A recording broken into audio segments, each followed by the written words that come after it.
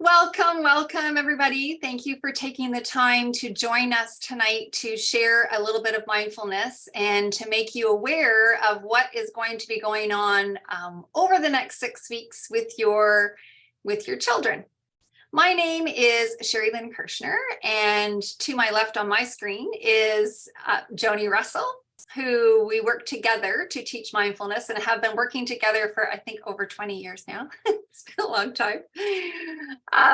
We are super excited to have this opportunity to work with your kids. I was saying to some people earlier that we had 632 emails for these 50 spots. It seems it is an incredible reflection of the time, and that there are a lot of families that are looking for effective strategies for teaching emotional regulation skills. And it's our favorite thing to teach, so we feel very grateful and blessed to have the opportunity to share them with you. I am going to use a PowerPoint, but I do want this to be interactive.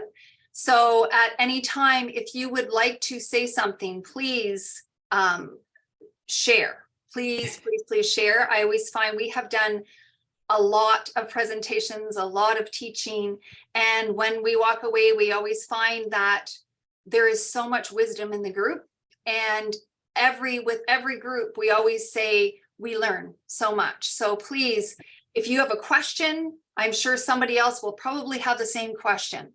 And if you have something to share that resonates with you, then please share.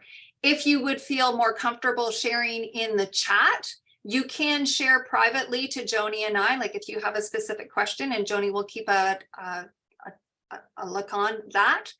And later, if you want, if something's deeper and you know, this promotes some reflection on some questions that you have, please feel free to contact us through email. And we always say that, so we work with kids in all kinds of different settings, and we'll talk a little bit about that in a minute, but we say when you have us for this one is 6 weeks, you have us for 6 weeks. So that's a difference of when I taught for 30 years and I was in the classroom, and I always felt like that was my family for the 10 months that I got to be with my kids in my class. And now it's like the 6 weeks. We are here to help you and support you. So if things come up during the week and you think, oh, I just have a question about this strategy, or we're really struggling, and do you have some other strategies? One of the things that I feel so incredibly grateful for is that I've had the opportunity to interact with literally tens of thousands of educators and parents all over the world in my career. So I feel very lucky to have had all this information passed on to me, and I feel this deep need to be able to share it and to be able to honor all the things that have been passed on to us. So please feel free at any time to reach out. Okay, now we say it's not death by PowerPoint, but it's great. It's a great anchor to keep us focused into what we are learning together. All right.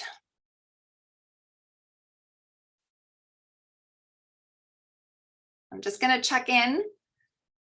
If there's now, Joni, I've lost the chat in the way that it's on this computer. So do you mind keeping a peek on that? Yeah, okay, will awesome. do. Okay. Yeah. So welcome to our presentation on the power of mindfulness training. I am going to take just a couple minutes to give you a bit of a background of who is going to be leading your kids. One of the cool things about teaching in the same school for 20 years, they would always like, oh yeah, you get Mrs. K, and you taught my uncle, and kids would say, oh, you taught my mom. And then I remember this one little guy said, I think you taught my grandfather. I'm like, hey, you haven't been around for that long. But when we're teaching online courses like this, you don't know who is going to be in front of the screen. So we like to take a few minutes and just share just a little bit about us. My name is Sherry-Lynne, and I have been teaching. I come from a family of educators. My mom taught for 53 years. We used to say, if you're going to keep retiring and nobody's going to give you any more gifts.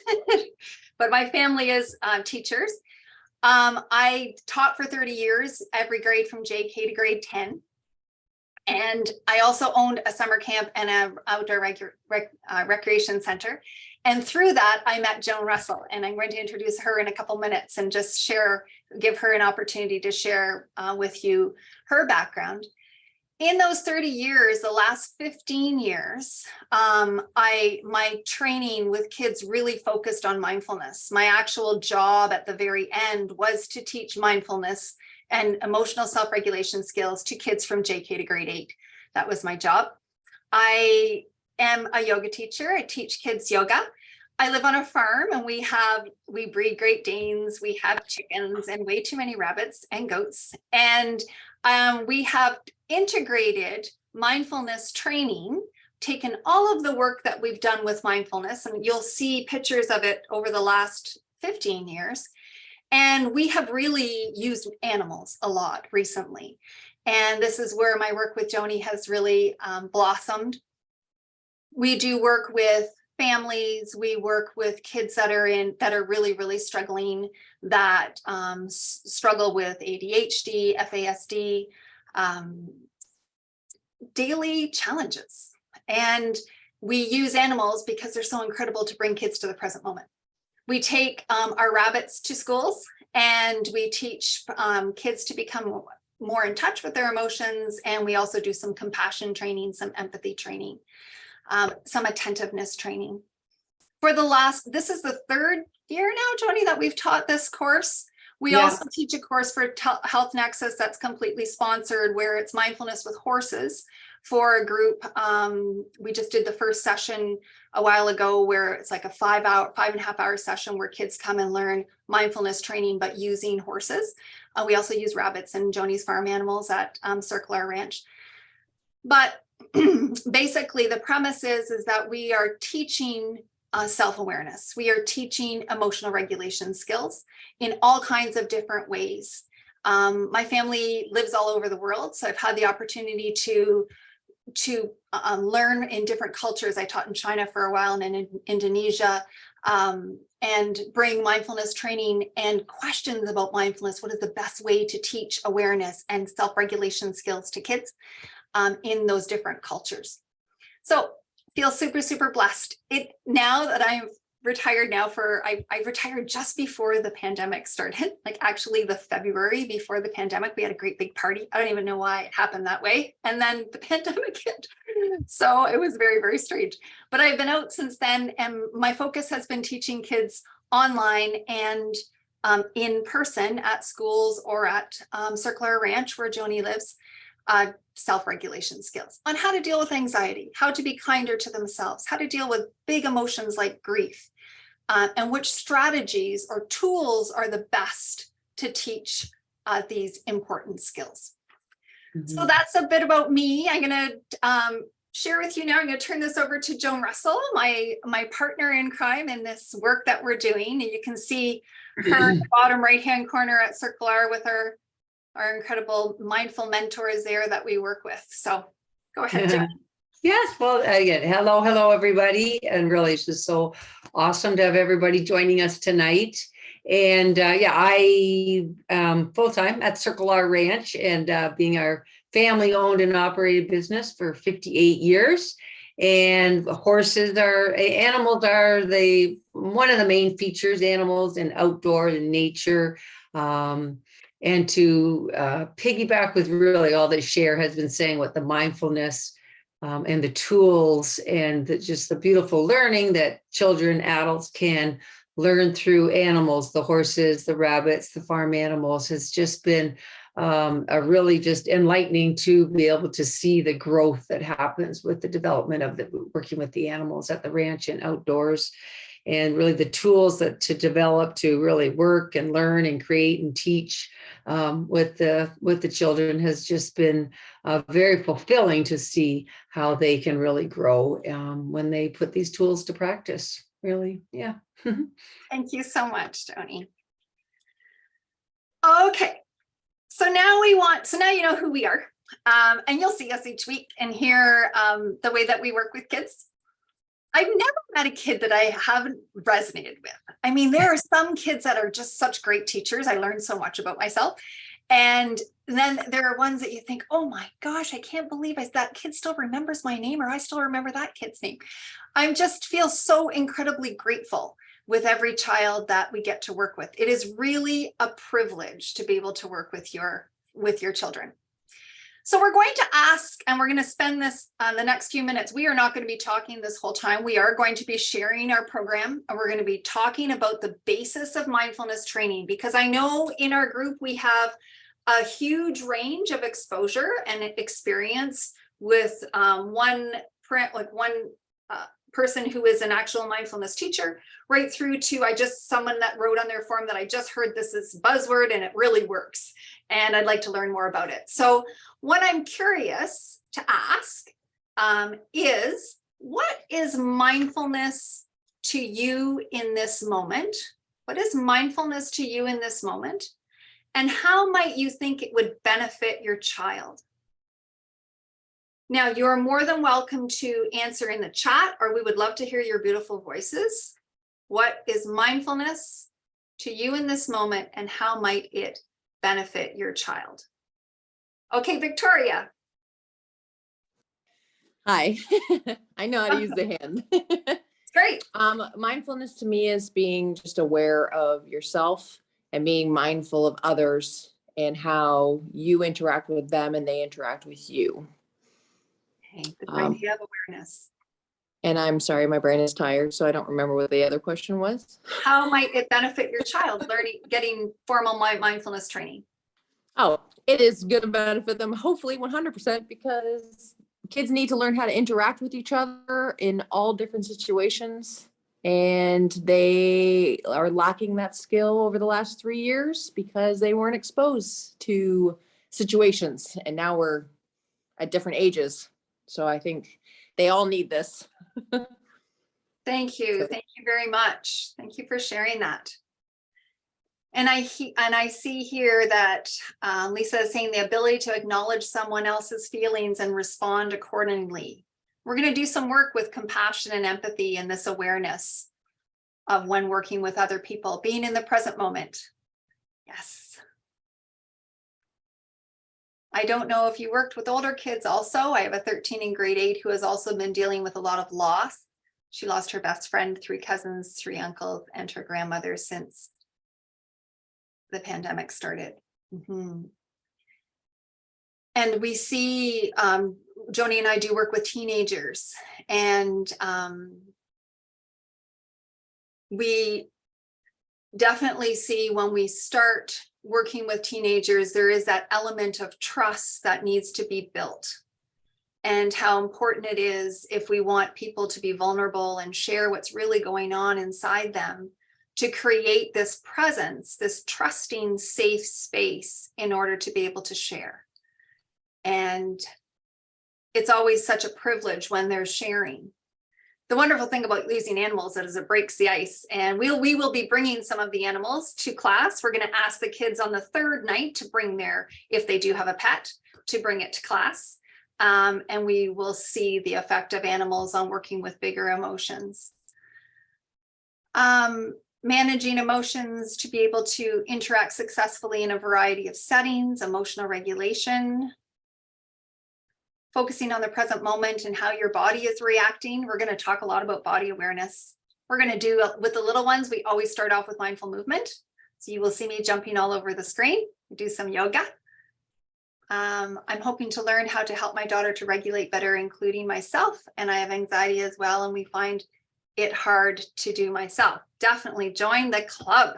This morning I woke up and my daughter phoned me and said, "How's it going, Mom?" And I said, "Oh, anxiety is visiting right now. I can feel her on my back and in my belly." And we often talk about how these emotions visit and then they head on their way, and sitting on the couch with them, and sometimes it's very, very difficult. And I said, she said, "Well, it'll pass, Mom. I just know it will pass." You know, it's developing this way of articulating how we work with our emotions. Easy and hard instead of good and bad, right? Because all of our emotions have something to teach us.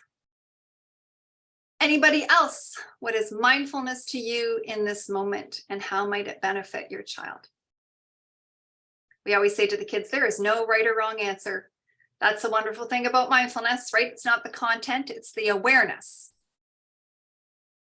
The ability to understand our big emotions and how and what to do with those emotions. We are hoping to gain tools to help us and our son self-regulate. Lots of tools. We've never kept a count at how many strategies that we share, but that might be a good thing, Joni, to keep track of how many strategies. Lots. Wonderful. Is there anybody else who wanted to add anything before we move on? All right.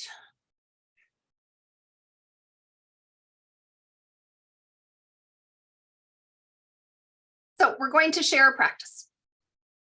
Because when we talk about mindfulness and we talk about teaching it with your children, we can talk about mindfulness a lot. This would be a great strategy to do, but it's kind of like teaching people how to swim from sitting at the side of the pool. So whenever we are doing an introductory session for parents, for whoever is we're lucky enough to work with, we always share a practice. So we're going to ask you at this point in time, this is going to be probably, I think it's about a 2.5-minute practice, a mindfulness practice. And this is an adult practice. This is something that I would probably do maybe with our 15-year-olds and up. So it is a guided mindfulness practice. And if this is your first time practicing mindfulness or your 450,000th time practicing mindfulness, we're going to invite you to keep a beginner's mind, to keep a mind that's open to this new experience. Because each time, even if my dad is a therapist, he's 84, and he talks to me about his morning meditations. He used to own a meditation center and taught meditation for many, many years, lived in India on an ashram for many years. And he said to me a while ago, he broke his hip. And he said, Cher, he said, I'm able to explore stillness on a completely different level. And I thought, oh, I so want to be 84 and be that excited. It's just so lovely. Kind of that beginner's mind that's open, always open. So I'm going to ask you to find a comfortable position. We call it alert, but relaxed. So instead of falling asleep, we're going to fall awake. And often John Kabat-Zinn is a wonderful teacher who I've practiced with for many years. And he says, let's embrace a position that embodies dignity. So whatever that is at the end of the day, if dignity is lying flat on your back on the floor, you are more than welcome to do that. So we're going to ask you to keep an open mind, or sometimes we call this beginner's mind, that's accepting and curious about what's happening from moment to moment. You're welcome to close your eyes if you feel comfortable. And often I'll say to kids, it's very difficult to practice at times. And this is when I'm working with a 2-year-old or I'm working with a 16-year-old. If somebody's looking at you like this, because the eyes are the windows of the soul and they're very engaging. So often we'll invite people to just lower their gaze if you don't feel comfortable closing your eyes completely. And I'm just going to begin by sharing some gratitude for all of you to take this time from your busy schedules and lives to spend this time together to culture our awareness. We're going to start with just arriving, not just arriving in your chair or in this virtual space that we're sharing, but just allowing your mind to catch up and your heart to catch up to where you are physically and mentally in this space. So let's just take a moment to tune into your body. Maybe to notice the contact that you have with your chair. Maybe notice the position of your feet and your hands. Just allow yourself to settle into the bodies that we have in this moment, with the chaos or openness that's happening around you, with the openness in your mind, with the sounds and the smells, and with the life that's buzzing around you. And just let your body begin to arrive into this moment in its entirety.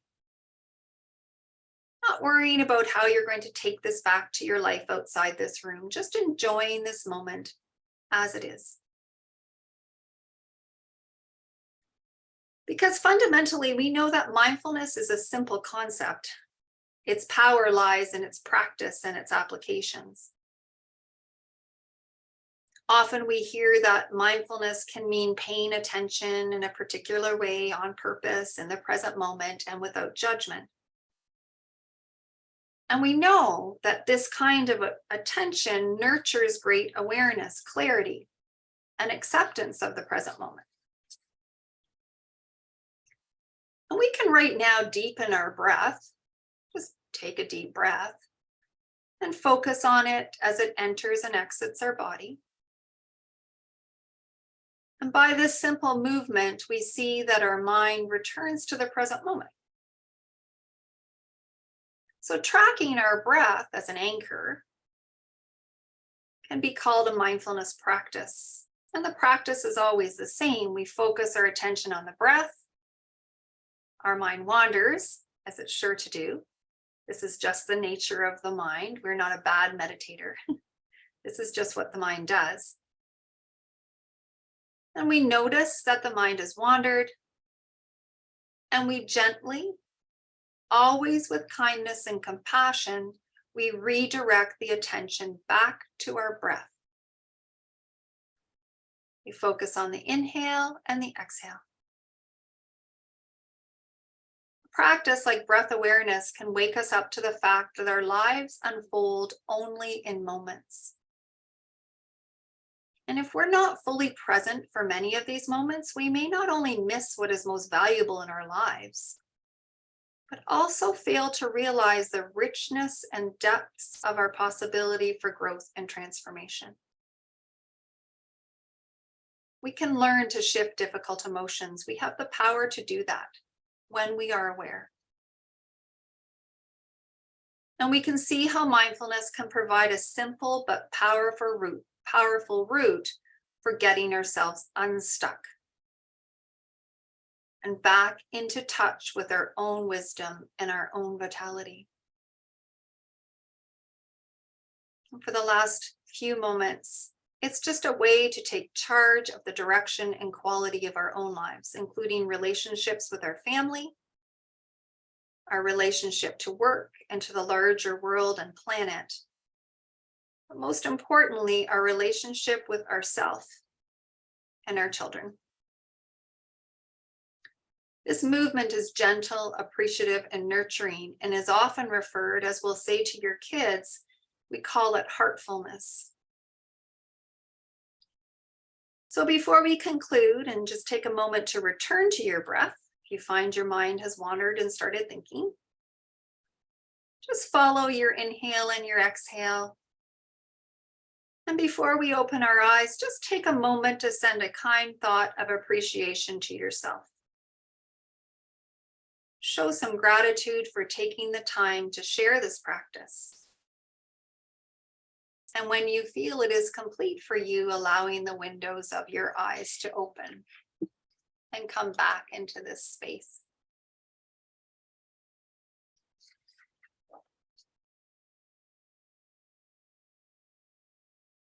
And so then we're going to ask our favorite question that you will hear us ask your children. I always say, we're going to ask you 45,000 times. Our favorite question is, what did you notice? What did you notice during this practice? What did you notice going on in your body? What did you notice going on in your heart? And what did you notice going on in your mind? Remembering that in mindfulness, there is no wrong answer. That's the coolest thing about teaching mindfulness. There's no wrong answer. And I'll often say when I'm working with the other kids, with older kids, I'll say, you know, if you say to me, share, I just was like, as soon as you started to talk, your voice was just grating on my mind and I was so bored and I just wanted it to be over. And I'll say, thank you. That is such great noticing. Such great noticing. It's not the content. It is the noticing. So who would like to share? What did you notice?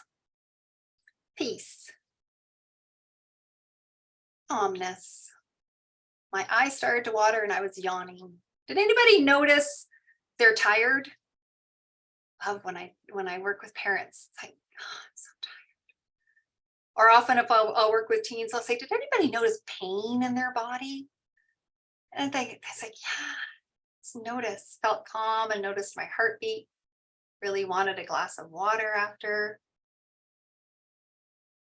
Anybody else? Anybody notice emotions passing through, visiting the heart? Some are easy to hang out with, some are harder. Sadness on how I don't take time to relax. Great noticing. Such beautiful noticing. And we can always remember that there's no judgment. No judgment. We can often notice, this is interesting to feel this way.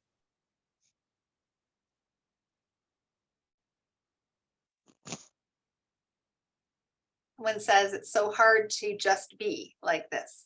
I always have so many thoughts flying around and physically lots to pay attention to and easily distracted. Yes, this is a practice, definitely. It is a practice.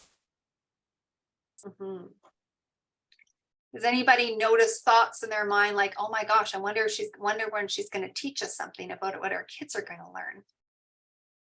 Don't worry, we have lots to share. So important to be able to experience this, because we're going to ask your kids to do that. And it may be, if they're 4, it may be a volcano breath. It may be, let's take all that anger inside us and we're going to just blow it out the top of the volcano. And that may be their practice. That may be their breath practice. We can see when we work with adults, I mean, that was close to a 5-minute meditation. Anybody else? My mind wandering a lot to various thoughts. Lovely. And I love this reflection of that there doesn't have to be judgment, right? We can let go of judgment. That's a practice in itself. Okay. So we're going to take a few minutes now. Now, if there's any comments or questions, please add them to the chat. Or if you want to share your wisdom, please share your wisdom. Oh, interesting. Joni, can you see it? Oh, there we go. Flipping around. Okay. Yeah. So, are we okay? Yeah, it's good. We're going to talk just for a few minutes. We're going to talk a little bit about the nature of the program and how it's going to move for the next 6 weeks and how it's going to evolve, how it's different for the little ones than the older ones. But if I had a nickel for every time I have been asked, Cher, how can I teach my children mindfulness? I always start with the same response, is to develop our own practice first. As a teacher, I remember walking into my classroom in the morning and feeling that one of the first kids would say something and I could feel this like, this crabbiness inside me. And I would just stop myself before responding. And I think, oh boy, Sherry, you got to do some work before you teach this morning. It's like where we reflect on our kids will live what we live. And that's not to induce any judgment of the way we live at all. We know that everyone is trying the best that they can with what they have, and that is enough. It's just to become aware of the effect that the depth of our practice has on our children. We will model how we try to keep it very light and timely. The breath practice may be 5 seconds long.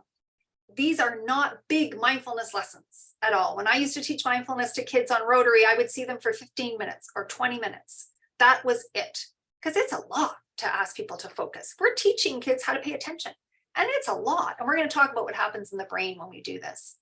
We always share the intention. We're doing this crossover work, this yoga game that we're going to play, because it integrates two sides of our brain. And for little ones, we'll say, we want one side of our brain to talk to the other side of our brain. When there's messages going back and forth, we can solve problems better. We can say to older kids, if we go like this, and then we try it the other way, we have just actually accessed the prefrontal cortex of our brain. This prefrontal cortex helps us become less anxious. So just by doing this, these movements that we're going to teach them, we can reduce anxiety in ourselves. Little tiny practices.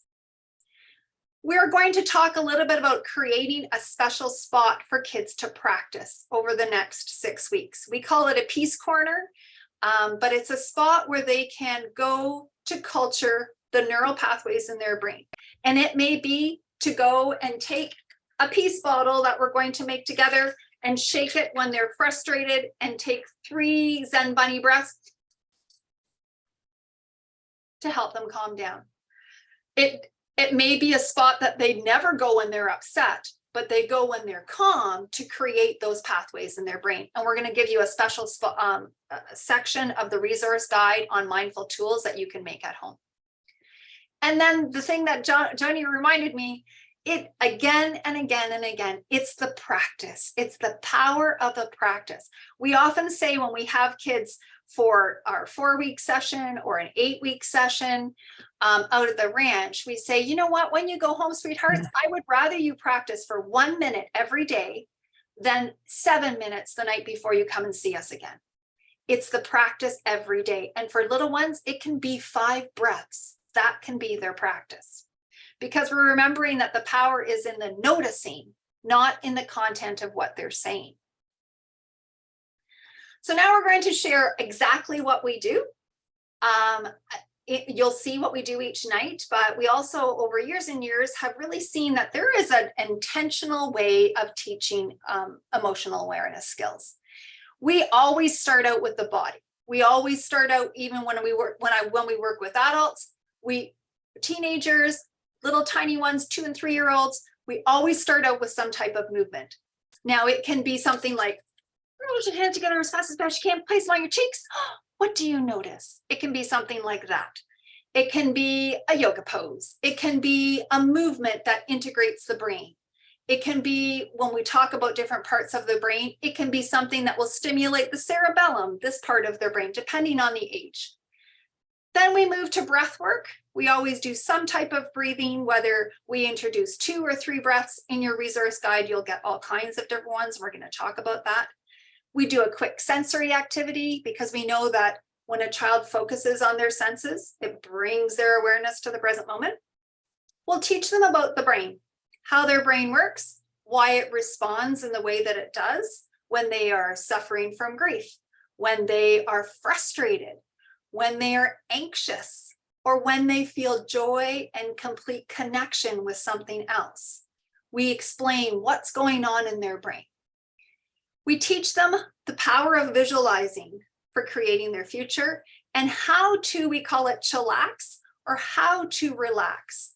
There is, through our yoga teacher training, there are specific ways of relaxing the body. And through teaching adults, we teach yoga on horseback. And through teaching adults, we can see that this is a very difficult skill for some people, me definitely included. I've practiced yoga for many, many years. And learning to relax all the parts of my body is definitely tricky at times. And then we'll do some emotion work. We'll talk about what is the power of gratitude, how to cultivate empathy and compassion for ourselves when we are struggling with difficult emotions, and how to learn to forgive. As we said, we'll use animals on the 3rd night. And we introduce different things about animals, especially with the little ones, with Marvin the Mindful Marmot. I will read them the books that I've written. Incidentally, everybody that is in the course gets 2 free books, and they're being sent out this week. So this is what you receive as being part of this course. You're going to get a Mindful Family Resource Guide. I think there's 33, 35 pages in it. It's a downloadable resource. And we'll talk about what's in that as we go through in the next 20 minutes. The little ones will receive a Mindful Marmot journal like this that has 10 pages, 10 different strategies for creating greater emotional regulation skills. And the older kids, their journal looks like this. And these are the 2 books that you'll receive in the mail. That's why a few people I had to ask you for your mailing addresses, because those will be sent off this week. We will ask you in your resource guide, this is the first page that is sent out as you open it up. We ask you to print this off and put it on your fridge or put it in a place where the kids can see it, because we will be asking them this again and again and again. There is so much power in this question. I often share the story many, many years ago. I used to go to New York every summer and be part of an international mindfulness and education conference. And there were people from all over the world, psychologists, doctors, parents, social workers, teachers, all different types of educators. And at one time, one of the speakers, Daniel Reichschaffen, who's an incredible educator of mindfulness, he said, how many people expect your child, your client, your student to pay attention? How many people expect them to pay attention? And there were hundreds of people in the audience. And then he asked, how much time do you spend teaching them how to pay attention and giving them opportunities to practice? And as a teacher of like 20 years at that time, or maybe 15 years, my mind was like, it blew me away. I thought, I expect kids to pay attention all the time, but do I teach them how to focus on this present moment? And then do I give them opportunities every single day to practice and develop that awareness? Because these are neural pathways in their brain. And if this child is struggling from ADHD, which I find very interesting all the time, because I sat through many, many years of IPRC meetings where we would be looking at a child and designating them as having ADHD. And I would look around and there'd be 15 people at the table, psychologists and principals and social workers. And some people would be off in la la land and other people would be paying attention. And I thought, wow, how do we measure attentiveness? And how do we label ADHD? Because when I look around, almost everyone struggles at some point in their life with a hard time focusing. This is a skill. This is an incredible skill that requires certain neural integration to improve. And we're going to talk about that. And then we're going to practice. So we're going to start off with mindful movement. And this is one of the songs that we'll teach the little ones. I'll sneak it into the older ones once I have gained a little bit of their trust and they don't think I'm nuts. But what we will teach them is that with little ones, I'll say, here's the 2 halves of your brain. In order for your brain to think and make good choices, it needs to be balanced. There needs to be, let me just grab my brain here for a sec.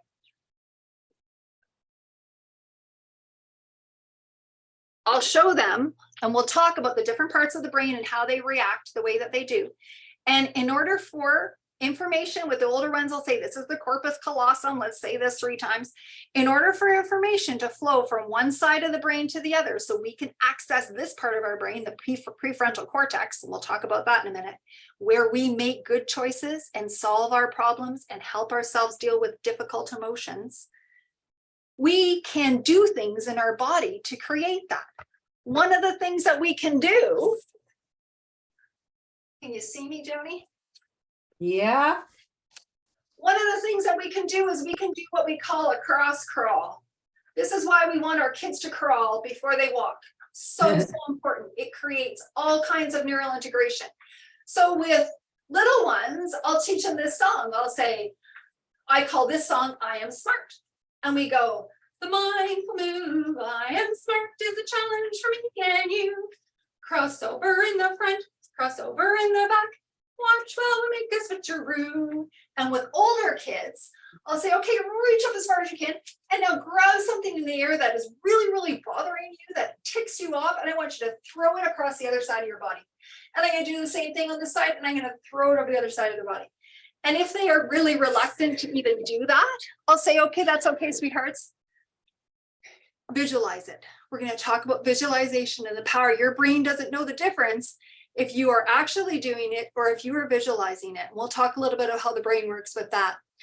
But we use movement to create shifts in the brain.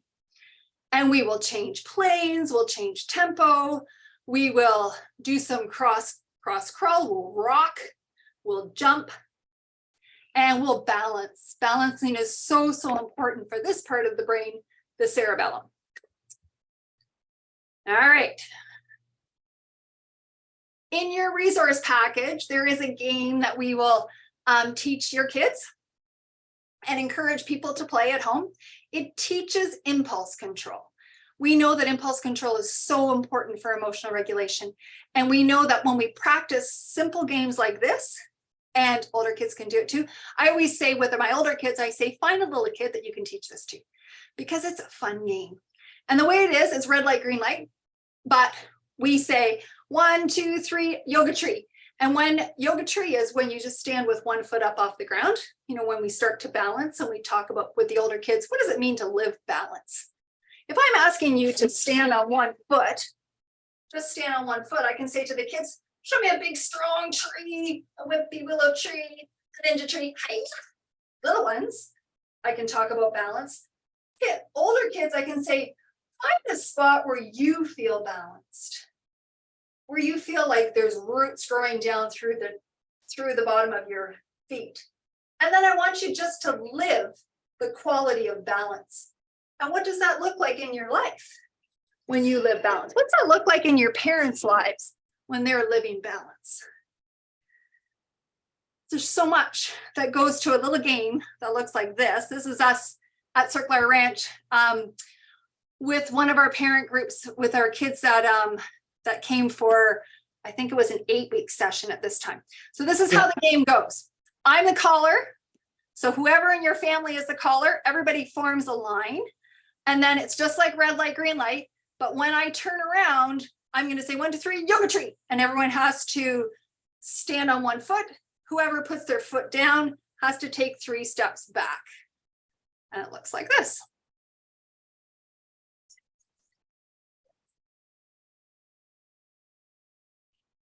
And you can see each time we're hopping and finding balance, we're creating new pathways to the prefrontal cortex of their brain that affects their ability to emotionally regulate. Okay. We'll teach them how to walk mindfully. And this is a great strategy for anxiety or difficult emotions when they hang out. We take 2 words that make them happy in their heart, and they attach them to their feet. So we say, okay, what are the 2 words? Now, this is when I work with older kids. This is one of the often kids will say, share, this is a strategy that I used when I was really, really struggling. I had a girl a little while ago that works for me, and she said, my boyfriend broke up with me and all I could do was mindfully walk. That was the only thing that could help my brain calm down. And I was so upset. So what we do is we'll say, okay, so you pick 2 words like bubble, gum. And then we just attach them to our feet. We say bubble, gum, bubble, gum, bubble, gum. And then we'll take big steps.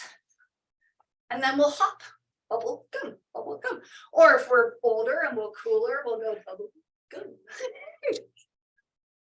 Great strategy. Because what it's doing when we attach the words to our feet, we calm this part of our brain.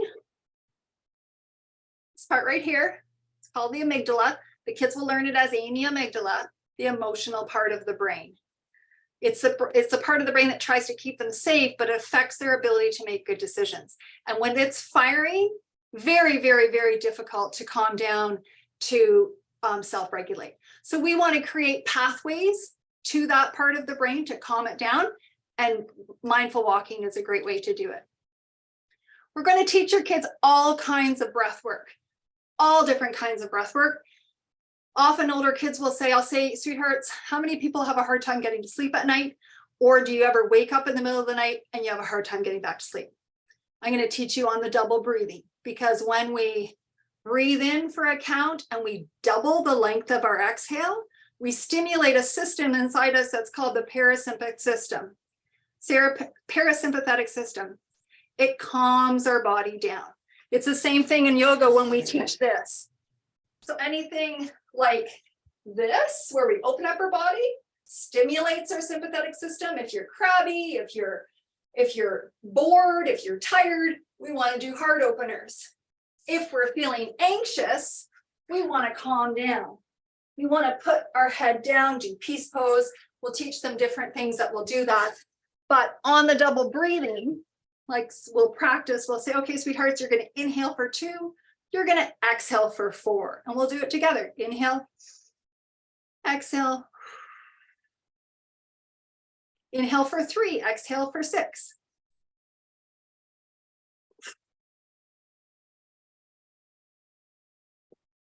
Little ones, we're going to teach them how the breath can be used to shift different emotions. It can be used to shift anger, shake breath, okay? And this doesn't have to be done when you're angry. The idea is that we teach it to them, they practice it, they create this little pathway in their brain, this neural pathway in their brain, and the next time when they are struggling, the recovery period is faster. So it's the breath practice that is so essential. So we'll say they can do it when they're angry. I mean, I've had little kids in JK that have come up to me and say, I'm doing my shake breath. I'm so mad. At recess, I was so mad. And so they'll breathe in and they'll shake out all their anger. Let's say they want to calm themselves. We can do a shush breath. This is the way I used to start all our assemblies at school. It was so cool. Parents would say, wow, you're pretty amazing. I said, oh, the kids are amazing. This is the practice that's amazing. We would go to the front, whoever wanted to start the assembly. It may be somebody in grade 2, and they would go and do 3 shush breaths, and they go, shh. And I'd look around and we'd say, oh my gosh, half the gym is already focusing. Shh. And by the third one, you could hear a pin drop in the gym, 400 people. But it's the practice, right? It's the power of the practice. So we will teach them all of these breaths that you see here, the little ones. We teach the older ones because we say, you know, do you ever babysit? You ever look after little ones and you just want to get them to listen? Breath, teaching them different types of breaths in your resource guide so that you have reference for it. There are, I think, 10 breaths. I can't remember actually. Taught like this. So we'll teach them and then you will have records so that they can practice, because the power is in the practice. And they'll see that, okay, let's say often parents, like we do personal mindfulness training too, when we work just one-on-one with families. And they'll say, you know, this one parent came in the summertime and she said, my son, he was 12, and he said he really, really is struggling with showing empathy towards others. So we had him working with rabbits, because when you're big and tough and then you give them a little baby rabbit, it's like, oh, it's so sweet, the softening of the body. But we can also practice things like friendship breath, where we are cultivating, we are creating the pathways in the brain to come more in touch with their own heart. So for little ones, we say, oh, we make a heart. Joni makes hers like this. And then we think of somebody we want to send kindness to, and then we'll take a deep breath. And we'll breathe out through the heart. We did this where we practice with Rabotropolis at Circular Ranch, where we work with the bunnies. The horses were all walking by going out for a trail ride, and we had this group of kids that we were working with, and I said, let's send some friendship breaths to the horses that are going by. And so they started doing this, and then Domino, this horse, stops and he looks around like this at the kids, and the kids were all like, and then this little one who'd been to Circular Ranch before said, oh, that's Domino, he's super sensitive. So precious. It was very, very sweet. So we'll use the breath. Are we okay? Is everybody still with me? Did I lose Joni? I lost Joni. I'm just going to stop for a second. Is there anybody? Oh, I did lose Joni. Anybody got any comments or questions as we go through this? That's weird. Breathwork sounds amazing. Okay, good. Hello, Nazreen. So lovely to have you. All right. Okay, let's keep going here. Joni, you're back. Did I lose you for a minute? Yeah, something happened there. I got kicked off and then back started. So yay. Okay. Oh, Glad to have you back. yes. We're going to also teach the kids how to relax. Little ones, we will play a game called the most comfortable position game. With the older ones, we will play we'll do a guided relaxation where they envision a place that brings them to their heart. And we'll also teach them, we call it lemon squeezies relaxation. And it's a progressive relaxation throughout their whole body. They can bring a stuffed animal if they want to use that as a grounding practice. Some kids bring stress balls to the actual class, but we'll have them hold on to something. Yeah. And we squeeze it as tight as we can, hold it, hold it, hold it, hold it. And then it's like the sun has come out and it's melting that part of our body. So we'll start off with our hands. We'll do our shoulders. We'll curl up in a tiny ball. We will pull our knees together. We'll hold our toes, hold them tight, tight, tight, and allow them to relax. And then we'll do our face. That's why it's called lemon squeezy. We'll imagine that we've just eaten a lemon. And then we'll do the entire body, hold it super, super, super tight, and then allow it to relax. And we know that the effect that it has on the body to be able to intentionally, progressively relax each part. With the older ones, we'll talk about what happens when we do that. And there's a release of a neurotransmitter called dopamine. Same thing you get if you eat a piece of chocolate. We'll do some mindful eating with the older kids too. We'll talk a little bit about that later on. So these games and it will be progressive depending on the attentiveness of the group. It may be playing 1, 2, 3 yoga tree because there is so much movement. And then that frozen, like 1, 2, 3 yoga tree, and everybody freezes. That may be the time where it's just learning to stop. That's the beginning of a relaxation, right? Just learning for 1 second to stop. Shake their hands, stop. Rub their hands, stop. You know, it's like these little tiny, tiny, tiny steps on teaching the body to relax. And we'll talk about using a breathing buddy at night to help them relax. On the third night, we will invite anybody who has a pet to bring them to class. And we'll talk about the power of breathing with your pet. We call it buddy breathing. And then we'll talk a little bit about the heartfulness work that we can do with animals also. Joni and I usually share a video of working with horses and rabbits, and we'll show how that can be used, and dogs, cats, how that can be used as a guided way to relax. We will spend some time doing some different sensory activities. I wanted to share this. These are some of the things that I used to do at school with the kids, and we've done at Circle R Ranch. But these are great activities. We know that any sensory activity is a mindfulness activity because when the kids focus on their senses, they're immediately brought to the present moment. This is an activity where there's just little smell jars. And often with the older kids, I'll say, you know, we've had kids email us to say, you know, what are some things that I can add to my own peace corner? And with older kids, we'll get a container and say, find a scent that brings you to your heart, whether it's lavender or frankincense or cut grass. I had this one boy one time fill this container full of fresh cut grass because he just loved it. But we know that olfactory area of the brain can definitely affect the amygdala, that emotional part of the brain. It also helps them start to articulate because often we'll say to kids, you know, what do you notice? Nothing. I don't notice anything. I'll say, oh, that's interesting. And then we'll go to things like pain or temperature. Okay, focus on both of your feet right now. When you smell this, which foot is warmer? Or which hand right now is warmer? And so we start to help them develop this way of articulating their experience. And this is further neural integration in the brain.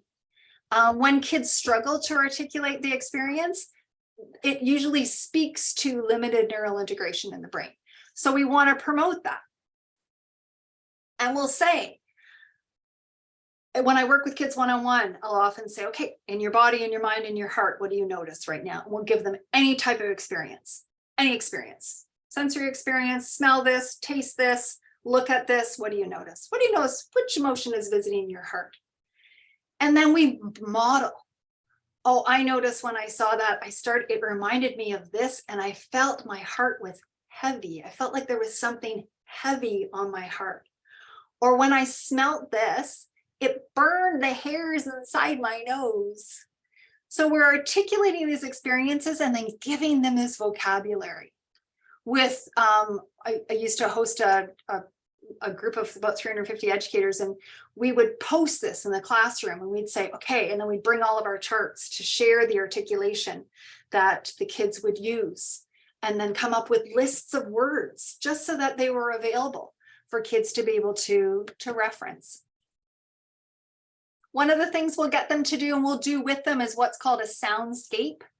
And it's actually extending their awareness. It's practicing awareness. It's a beautiful way to get kids to really come down. So we'll put them in a spot, whether it's in, and we'll do it with wherever they are with us.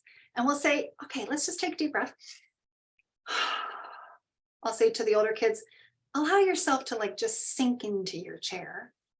And then I want you to notice any sound that is close to you.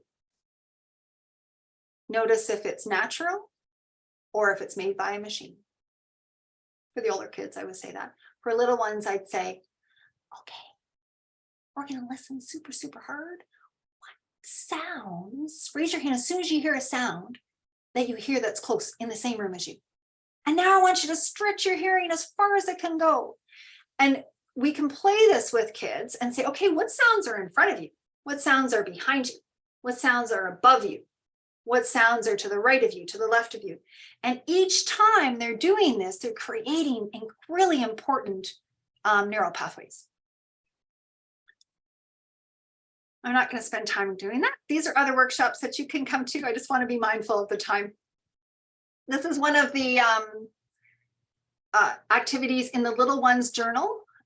We ask them to go for a color walk where they just walk around. They can walk around their bedroom and they draw a picture of all of the different colors that they see, like something that's blue, something that's red, something that's black. And each time this practice is creating the neural integration to the prefrontal cortex of the brain. And we're going to spend a couple minutes just talking about the brain. And we'll say to the kids, okay, this is your brain. It's made up of all kinds of different parts. There's little, and I'll show them a little neuron, Ned the neuron. I don't have them with me. I used them the other day teaching. And this is a little thing that goes, you have millions of these, billions of these, and they travel all around your brain and they carry messages. When you're feeling anxious, they're carrying that message. When you're feeling joy, they're carrying that message. When you're feeling pain, they're carrying that message. We can create pathways for them to follow. And then we'll talk about different habits that they have. And they'll say, well, this is like a big pathway, like a paved pathway. Do people respond? And we'll talk a little bit about, do you ever find that sometimes you just lose it? You just go nuts and you lose it? And we give the permission for them to share because everybody does it. Everybody does it, right? And they'll say, well, we can create a new pathway in your brain by doing certain things that can help you from what we call flip your lid. And we're going to talk a little bit about that. These are different strategies. And we'll talk to the older kids about habits that contribute to anxiety, habits that will free them for moments from their anxiety, habits that contribute to deepening grief, habits that can give little breaks from those heavy, heavy emotions that are so hard to hang out with. So we'll talk about the pathways in the brain and how we form them. So for parents, I'll teach this to the older kids. I'll say that the cool thing about neurons is that neurons that fire together wire together. So whatever we practice becomes a thick pathway. This is the way a practice becomes a habit. So if we practice being kind and looking for the best in other people, this becomes an automatic way of the way that we view the world. If we practice worrying about our kids, which I have big highways in my mind, worrying about my children, then this is what the way that the brain responds. So whatever we practice becomes stronger, which is great when we live intentionally and consciously. We know now that we used to think that the brain stopped growing when we were 25. We know that, I give mindfulness classes to seniors, and we know that the brain is plastic and we can practice neuroplasticity. We can create neuroplasticity of the brain through mindfulness practice.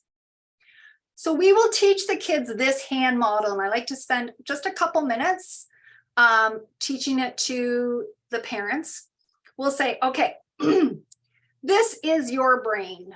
This is the top of your head. We're going to ask them to tuck their thumb inside. So just feel what that feels like right now. So we're going to tuck your thumb inside. If you had 2 thumbs, it'd be awesome. It'd be like a perfect brain. But we're just going to pretend that there's just one. And then we're going to wrap our fingers around the top. This is the top of your head. This is where your eyes are. Now for little ones, we'll say inside this part right here, this is called Amy amygdala. She is the emotional part of your brain. This part right here, especially, can you find your 2 knuckles and the tips of your fingers right there? That's Poindexter, the PFC, the prefrontal cortex. He is super important. He helps you calm down and make good decisions. Sometimes Amy gets so excited that she makes you flip your lid and they can't talk. And that's when we make poor choices. And we'll talk about flipping their lid. With the older kids, and we'll teach kids about what it means to flip your lid. What can we do to get Amy to be able to talk to Poindexter? We can take a dragon breath. I feel a little bit better. And now a raspberry pufferfish breath. And now a silent pufferfish breath.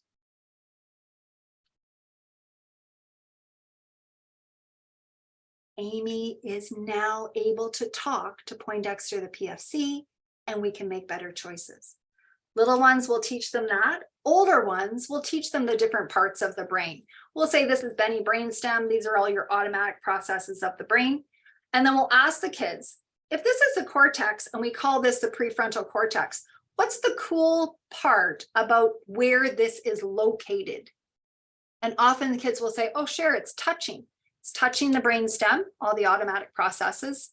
It's touching Amy amygdala, the emotional part of the brain, and it's part of the cortex. And so I'll say to them, so if we change the pathways in this part of the brain, how will it affect the brain? And most kids will say, well, it's going to affect the whole brain. Right. This is called the PFC. These are the 9 executive functions that are affected by doing mindfulness practice. And this is it right here that you have in front of you. This is what happens when we practice mindfulness. Kids are able to regulate their bodies in space. They have greater proprioception.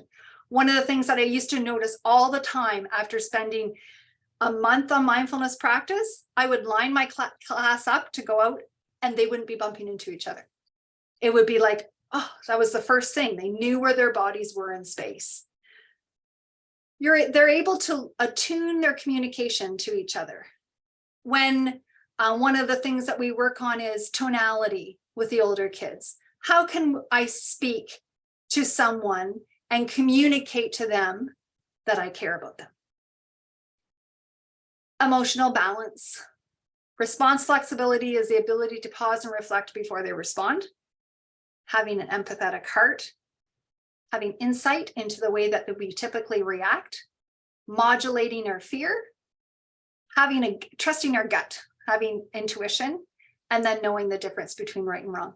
This is all part of the prefrontal cortex. This is all why we do dragon breaths. because we create greater neural integration in this part of the brain. I'm going to stop because I've got 20 minutes. Is there anybody has any comments? If you don't have a pet at home, no worries. We're going to have pets that your kids can see that we're going to ask them about. Yes, that is your Lily. Okay. Bring their favorite stuffed animals. Yep. Yep. And as Reem was saying, her girls bring her their favorite stuffed animals since they don't have pets. Any other questions, comments about that, the brain? All right.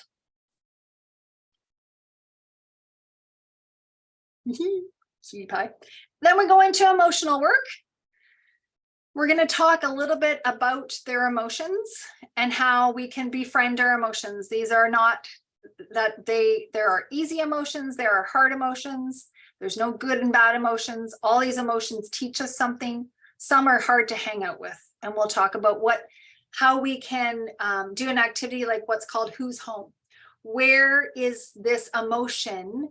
Where is its home in the body? So when I'm feeling angry, or this morning I woke up and I was feeling anxious, that's what I was expressing to my daughter. I said, oh, anxiety was visiting. And I could feel it in this burning sensation in my throat.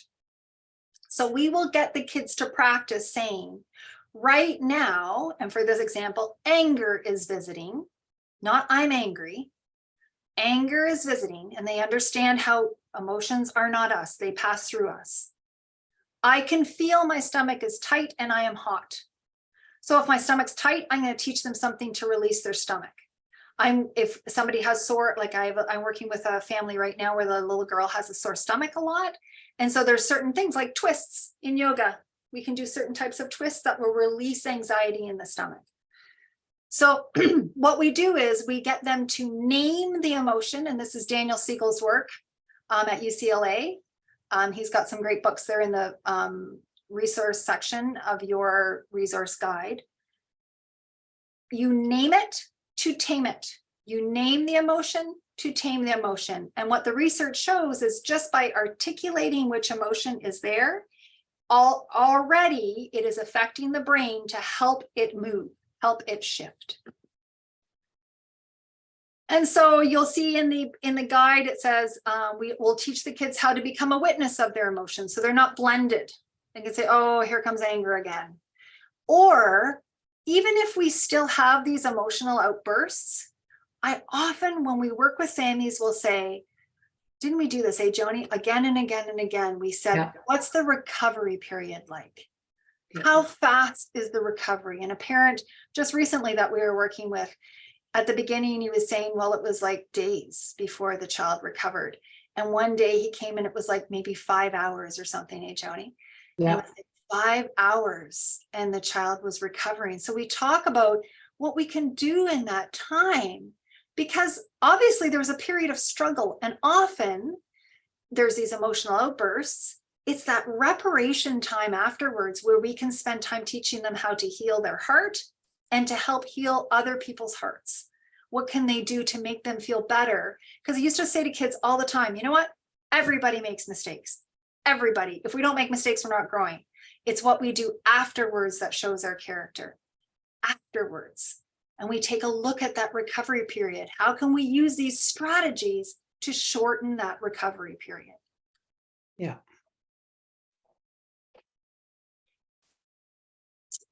With you, a lot of the times we talk about anxiety. We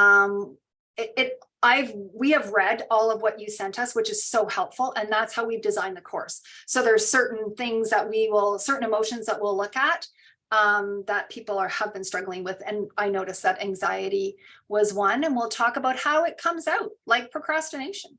Procrastination is a form of anxiety. Perfectionism is a form of anxiety, and how we can work with that. We'll do an activity that's called What's in Your Heart, where the kids, I'll read them the story in my heart, and then they'll have a heart like this, and they draw the emotions that are in their heart. And we say there's no judgment about that. If your whole thing is you're bored to tears of being around Cher, good notes. That's such good noticing, right? It's an opportunity always. One of the groups last year, they showed an interest. I'd shown this to some of the kids, wasn't it, Joni? And then some of them wanted to make their emotion to help process it, this emotion that kept visiting. And so I said, okay, let's make it. And we talked about introducing this emotion when he or she visits, or should be they, when they visit. I notice how they feel. And that this idea that different emotions can visit at any time and day, and we can learn how to help shift them on their way. And what are the ways that work best for us? Well, this person's was read a book, jump in a pile of leaves, look for rocks, do arts and crafts, hang out with good friends. So then they start to understand and they start to build this repertoire of these strategies that resonate with them. But we want to give them a ton of strategies so that at the end, when we have our sharing time, they say, oh, these are the ones, Cher, that really stuck out with me. This is what I like. We'll also talk about building a spot where they can have mindful tools. And we talk about what the difference is between a toy and a tool, that a tool has a purpose and it's used for a specific thing to culture awareness. This is not something that you give to your dog. This is not something that you play with at all times of the day. It is something that you practice with. And in the resource guide, there are specific tools that we have made with kids in the past, and we know have worked well, and there's instructions on how to make them.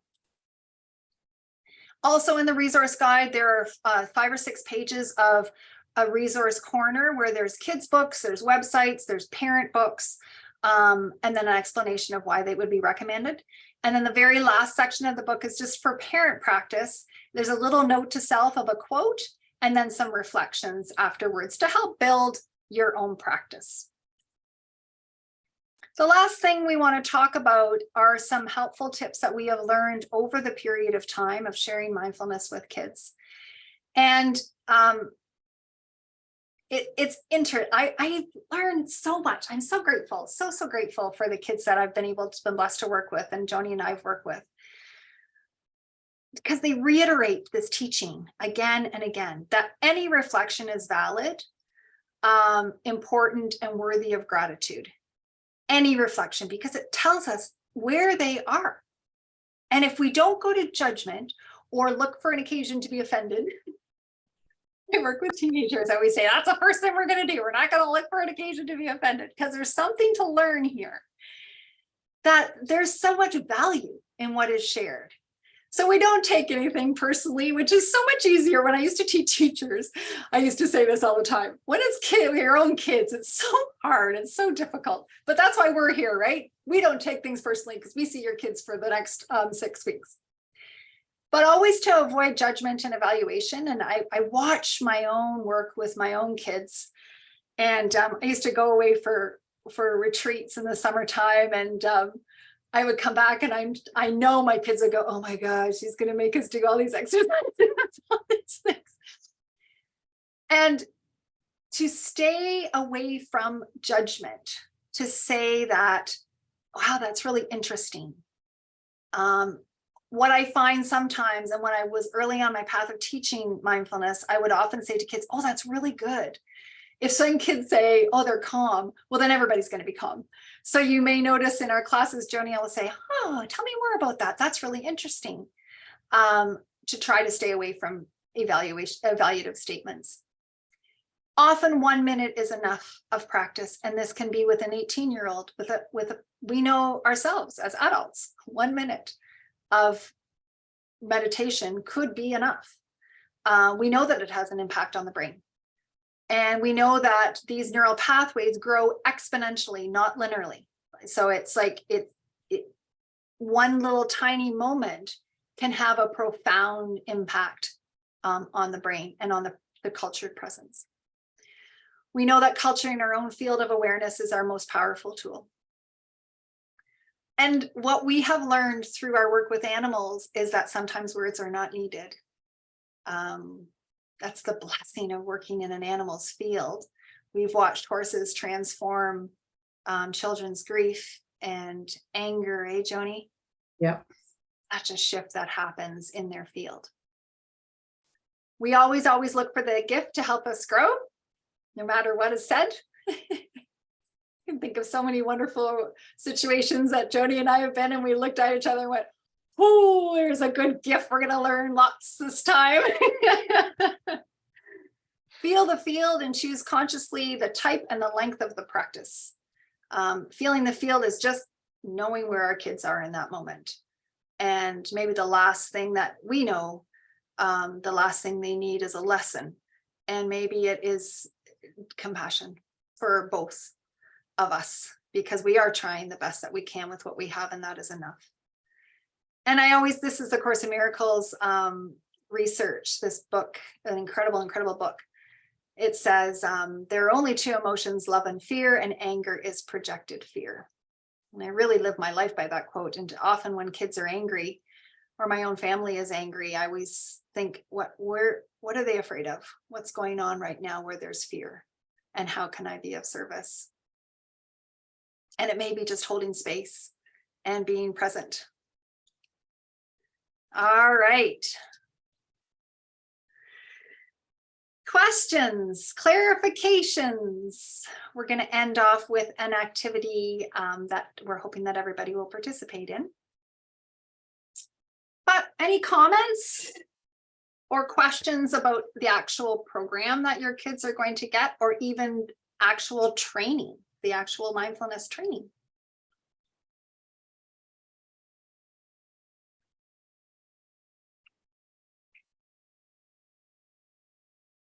Yes.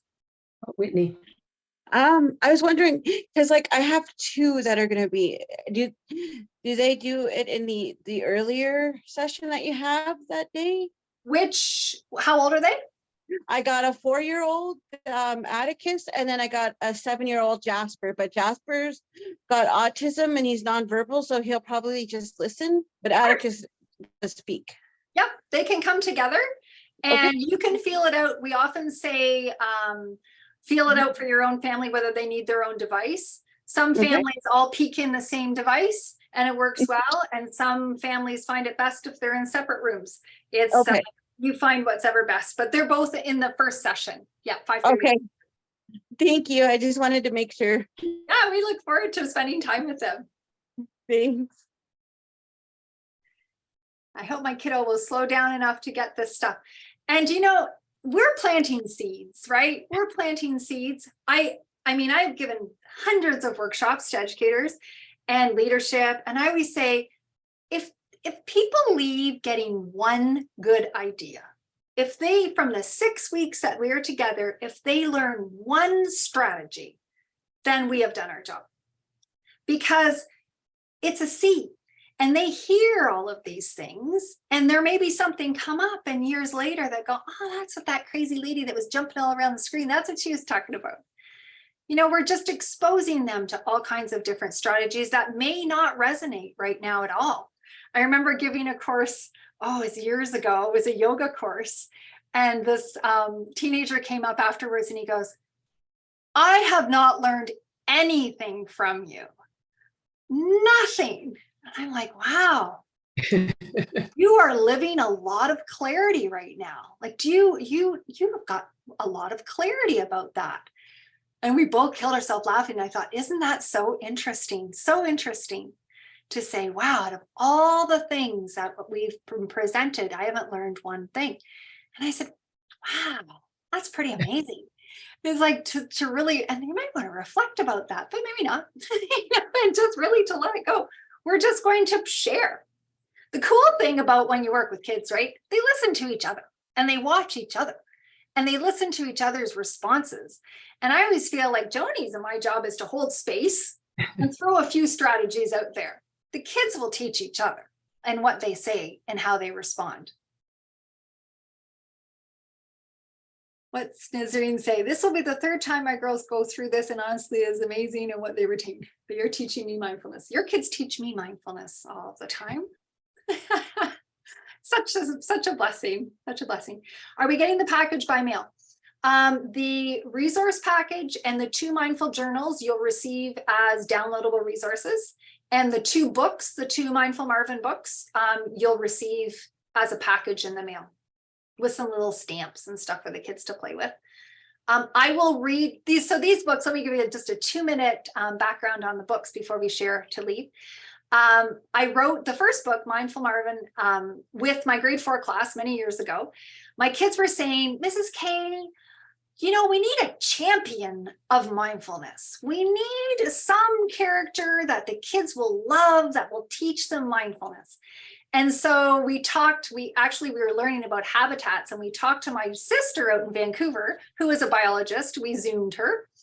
And we were talking about what kind of animal might be good that would be endangered. And she taught us all about the Vancouver Island marmot is the most endangered animal in Canada. And there's only, at one point, there were only 30 left in the world. And so the kids learned all about marmots and how they've been rehabilitated through the Calgary Zoo and how they're bred in captivity in Toronto Zoo. And then we wrote this story together. And they said Marvin has to fart because people will laugh, and he has to do the conductor breath because that's our favorite breath. And then the kids around the school read it, and they'd send it back to say, oh, it's too boring, you got to fix this. And then we rewrote it. And now we've sold a lot of them, and mindfulmarmot.com is a website. $1 from each book goes to rehabilitating the marmots, and we've given thousands of dollars now to contribute to the Marmot Recovery Foundation. Yeah, so they will receive those in the mail. We would like to finish tonight with going around and asking, if when I say your name, one thing that you are grateful for. There is something that happens with our neurotransmitters in our brain by expressing one word of gratitude. Even one word can benefit the brain and help shift deeper emotions. This is heartfulness work. So I'm going to go across the top. I'm going to just ask you for one word that you are grateful for, something that you're grateful for, and then we'll move on to the next. So we will start with Tammy, and then Father Nicholas, and then who is beside, and then Franca, and then we'll keep going. Okay, Tammy, something that you, I'm going to start off, I'll model. Gratitude. What am I grateful for? Opportunity. The opportunity to work with your kids. So opportunity. Tammy. It's tricky. I'm thankful for many things, but today, I'm thankful I got through today and the chance to sit in on this. Thank you. So Father Nicholas, then Franca, then Mimi. Father Nicholas. My family. Sorry? My family. Thank you. Franca.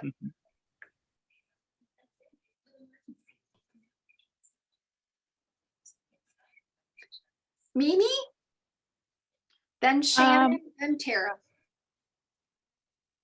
Sorry, go ahead. I'm thankful for sunshine. Thank you. Shannon.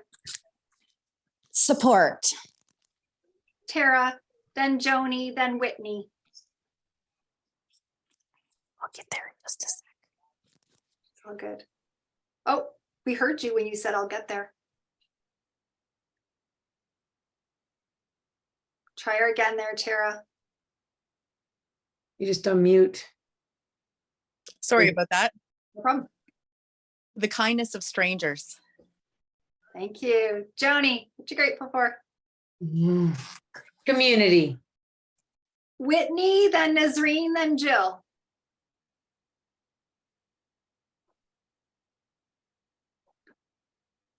Try her again, Whitney. I'm grateful for my family, and I'm grateful for willfulness to keep going and trying my best every day for my family. Thank you. Nazreen, Jill, and then Elaine. Family and the power of connection. Thank you. Jill, Elaine, and Lisa. Benoit. I am grateful for my friend that assisted with the epic meltdown at the bus stop this morning. Thank you, friend. Elaine, Lisa, then Christy.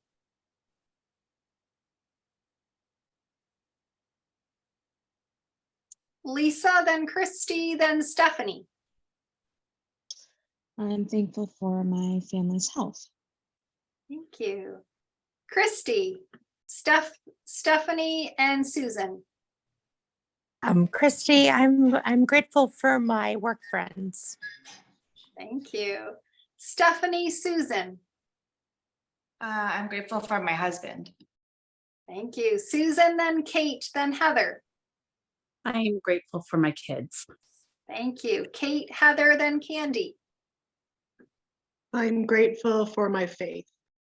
Thank you. Heather, Candy, then Jessica. I'm grateful for the new year. Thank you. Candy, Jessica, then Dawn. I'm grateful for second chances. Thank you. Dawn, Dr. Lee Golden, and then April. I'm grateful for our adopted daughter, Madison. Thank you. Dr. Lee. For an opportunity to learn and grow in our mindfulness. Thank you. April, Sue, and then Jessica. I'm grateful for my grandson. Thank you. Sue, and then Jessica. Oh, Sue says grateful for my family. Jessica. Grateful for patience and nature. Thank you. And iPad, whoever was the iPad. Victoria.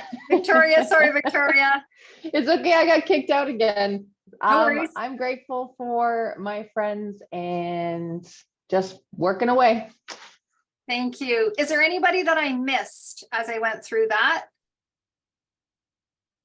Anybody else? I think you got it. Well, I would like to say thank you. We give Joni a minute to say thank you too for this opportunity to share with you. We are so excited to be able to work with your families over the next 6 weeks. We will ask you to, for the first night, to come on a few minutes early if possible, just so we can take attendance and Joni isn't wildly looking at everybody to make sure, and put their name in the chat would be super helpful. And then each week, people are more than welcome to come with their child. Some of the older kids I know are a little bit resistant to that, but it's open to families. On the third night, we do invite everyone to come. We're going to try something a little bit different this time. And we would love to work with everyone that night on the third night, but we'll give you some warning about that. Joni, is there anything you want to say before we finish? No, that's awesome. No, really, we just feel so honored to be able to work with you and your children, and for you taking the time to put towards this whole mindfulness in the course. So truly, thank you. Thank you. Yeah. Yes, thank you for your time tonight. I know it was so valuable. I was reading a quote the other day and it said, you know, people think about what is the most valuable thing in their life that they give so freely, and it's your time. So we really, really appreciate you carving out this time, and so does Health Nexus for investing in your children this way.